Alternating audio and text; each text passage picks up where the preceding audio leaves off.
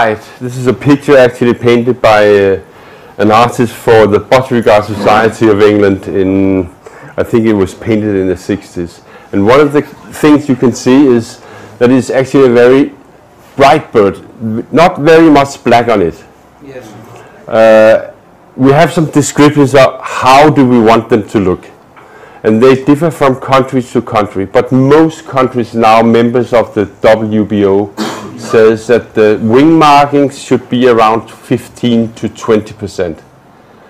In Germany though, one of the clubs there says it should be 33%, which is a rather dark bird, and it often means that also the color on the body is very dark. This here tells you a little bit about the stat. I'm not sure that you can see it from down there, but it says something about there's something in Dutch. That the BS and the WBO says it should not be uneven colored and no percentage. So they are not very tough on how they look, but it is written in the standard 10 to 15%. And what is this? Keeps on markings on wings. The wings on a bluebird should be white or white with a little bit of black. But in the WBO they decided that they should be pure white. And I think most nations agree on that goal. For me it's obvious that the wings should be clear. It was clear when it came to world, this variety, and then it changed over the years to be a little bit muddy, to be honest. Like if it was so filled with a little bit gray in almost all feathers, and that's not beautiful for this variety. Clear white feathers. So I have some examples here just to make it, that's the way we want them to look. One of the things that you may be able to see from down there is that the bird does not have spots in the mast. It was the case when they came. That is no longer so, because many people think that all Budgerigars, at least when they have black markings, should also have spots. But for me, it's wrong. They are much more beautiful without any spots. But there's a big division about this. Somebody wants them to be with big round spots, and that of course is impressive, but it's not more right than having a bird without. And there's one nice thing about birds without spots. You don't have to prepare them. That's really nice.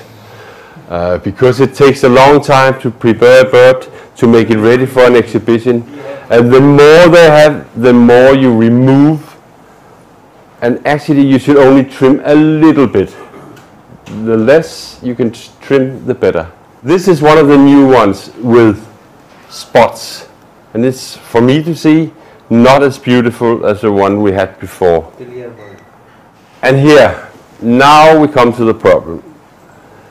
Many breeders have tried to improve the size of the Danish pied or the recessive pied, with the result that they almost, not all of them, but many of them have tickets or fleck, whatever you call it in the you call it fleck, yeah, but I've heard some also call it tickets, but it's flecking. And when you have to do with bright varieties, you should never ever use birds with fleck. You should never ever use heavily melanized birds. That means often you can see if a bird has a lot of melanin by the toes, because they might be dark. It's not a guarantee that they are, but they often have dark nails. So you should never cross that into your recessive pied, to your Lutinos, Enos, all over, to anything that you want to be bright, because you can then see it. If you do it on Lutinos, you might be able to see some shimmering over the wings, like a whitish marking, and you should have a totally yellow The same is the case with the Danish recessive pies. Unfortunately, we still see them on our shows. So when you breed them, don't use the last bird in your bird room. And that was the case before. Oh, I've got this opaline cock. He's got a lot of fleck, but I'll use him for my Danish pies. No. Don't. If you want to improve them, it is much better to use maybe a bird that is not quite so impressive in head quality, but is pure. The end result will be better and there will be more birds to exhibit. Because this bird, you shouldn't be exhibited. That goes not only for Danish recessive pies, but it goes for all varieties.